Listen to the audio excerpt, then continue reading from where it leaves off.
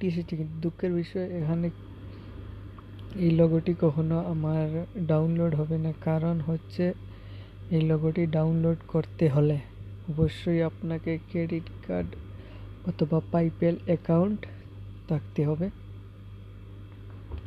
তাই এটা ডাউনলোড হবে না।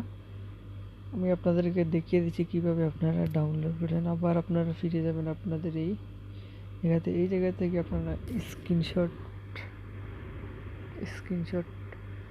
মেরে দেবেন। স্ক্রিনশট মেরে আপনারা বেঁকে আসবেন।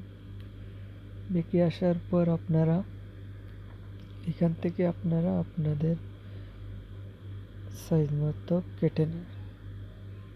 তো বন্ধুরা আপনি যদি আমার চ্যানেলে নতুন দর্শক হয়ে থাকেন অবশ্যই আমার চ্যানেলটি সাবস্ক্রাইব করবেন এবং লাইক কমেন্ট শেয়ার করবেন এবং